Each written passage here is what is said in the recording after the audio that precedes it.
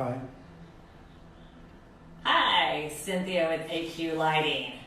We are going to go over some things that happen with rope light today. It is a very easy product to use. You can use it in cove lighting and toe kicks. There's so many applications, but there are a few things that you need to know. And Brian is going to help you with that in an up-close personal detail so you have a very easy application experience. All right, so we're going to talk about rope light today. I'm going to start out right from the beginning here with the power cord. So a lot of people don't know, but there is a 5 amp bus fuse in the cord cap. So if you ever have an issue, start with this. Check this first and maybe that's the problem. Second thing, this right here is a rectifier. A lot of people mistake it for a transformer. This is not a transformer. Transformer lowers your 120 volt down to 12 volt or 24 volt, whatever. This does not do that. This only converts your AC to DC current. That is it. Okay? There's the end that we use this for testing. We kind of cut this off. I don't recommend that anybody else does that, but it comes in handy for us.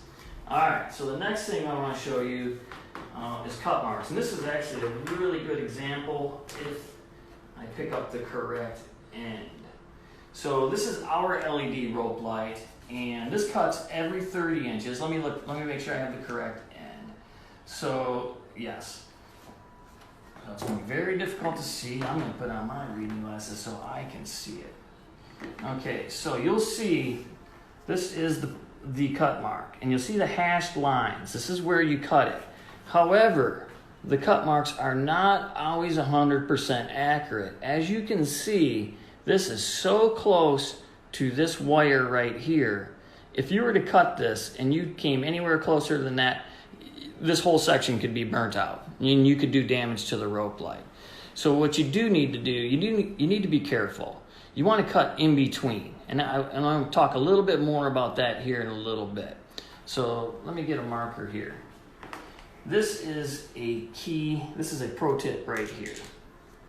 If I was going to install the power cord on this end here, and then I knew that I wanted to put an end cap on this end, I would cheat. Instead of cutting it in the middle, I would come a little bit closer to this end, about right in there, and cut it there.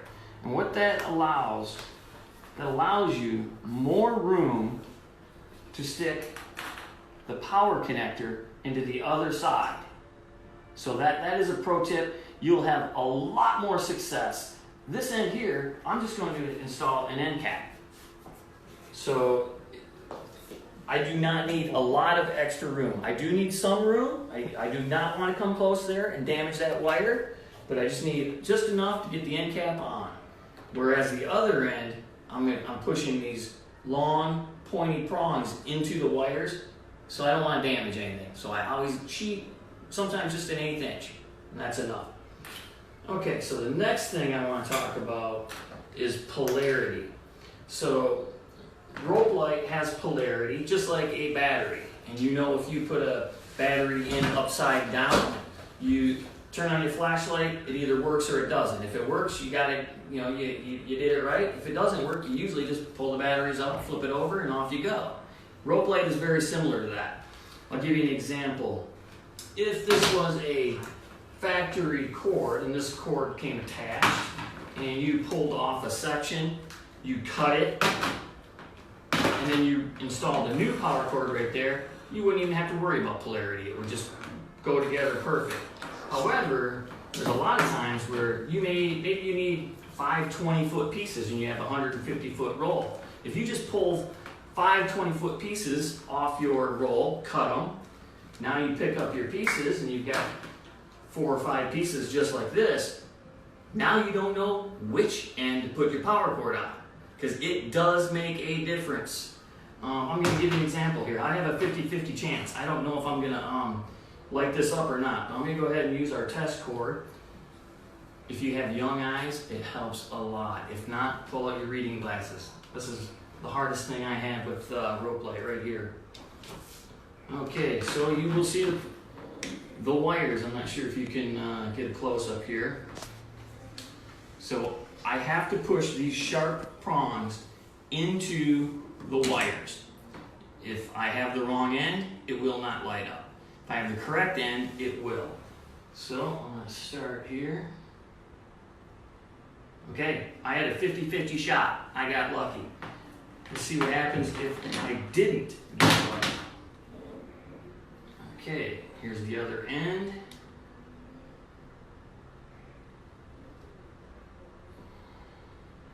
You have to have a good connection. The sharp prongs have to have good contact with that wire. I'm looking good here, and I know it will not light up. It's not doing it. I do know that if I flip this cord upside down, because I cut it off, now I reverse the polarity, and I can feed it from this end. I don't recommend that because I'm going backwards. And there you go. Just a matter of contact, that's why. So if you don't have good contact, that the prongs are not, there you go. Okay. So this is the incorrect end, but because I flipped my cord upside down, that's why I could get it to turn on. So we're going to go ahead and cut one. So we know this is the correct end. We've already tested this. And I want to show you where I'm going to cut this. So if you want to come in closer, I'll give you an example. We use tubing cutters. These really do work good. You do not need tubing cutters by any means. A good sharp knife works great. This will cut right through it. I'm not going to do it on this table. That would be bad. So I will just use the tubing cutters. So I'll get my glasses back out. And I am going to, so I'm going to cut it just on that edge, that side right there. And that's going to give me plenty of room. So cut it. Okay, that's gone. The next thing I do, we just have a little tool that we've modified. We've ground a point onto it.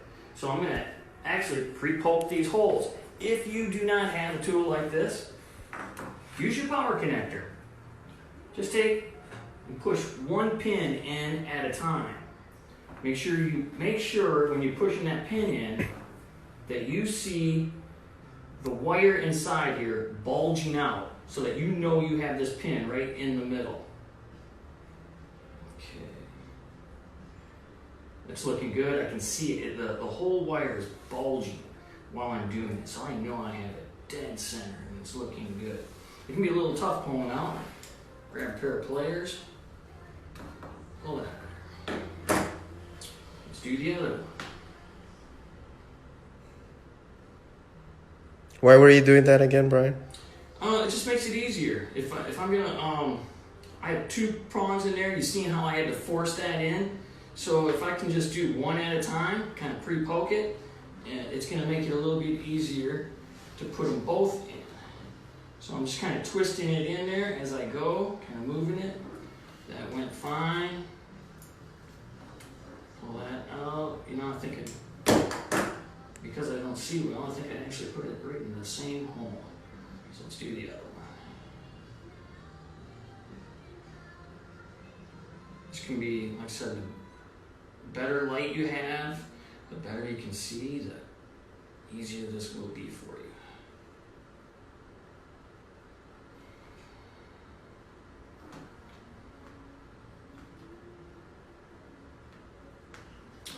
Another tip here is, so I pre-poke this. When you go to stick both prongs in, if these prongs don't line up, if they're a little bit too narrow, if they're a little bit too wide, don't be scared to pull your pliers up. Pinch them in a little bit or pull one out just a little bit.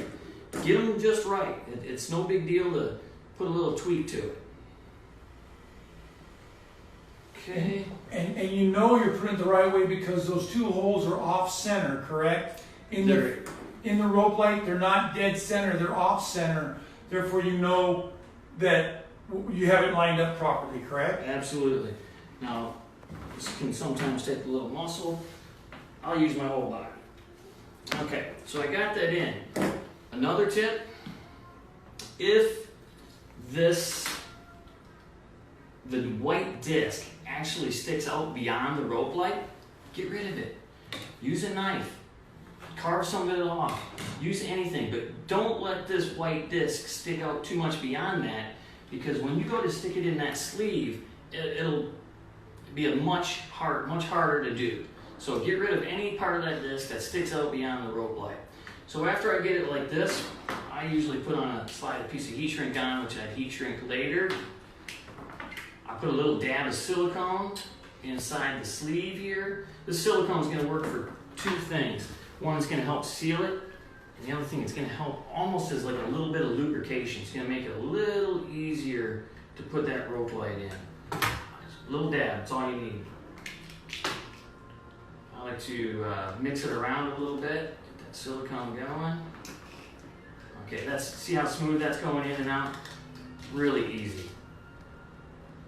Pushed it right in. That was easy peasy. I'm going to test it. Next thing I'm going to do before I do anything, I'm going to test it, make sure it works good. There you go. So once I know that it works, I will get my heat gun out, slide a piece of heat shrink over this here, heat this up. My end cap, I would put a little silicone inside that end cap, put it on the end, mix it around a little bit, push it in, there you go. So that is how you custom cut your rope light. I think I covered it all, didn't I? Very well, actually. Okay, all right, guys. If you have any messages or would like to drop a comment, please do. If you have any other ideas for future videos, let us know. Happy to do it for you, and thanks for watching AQL Streaming. Okay, I'm trying to do this,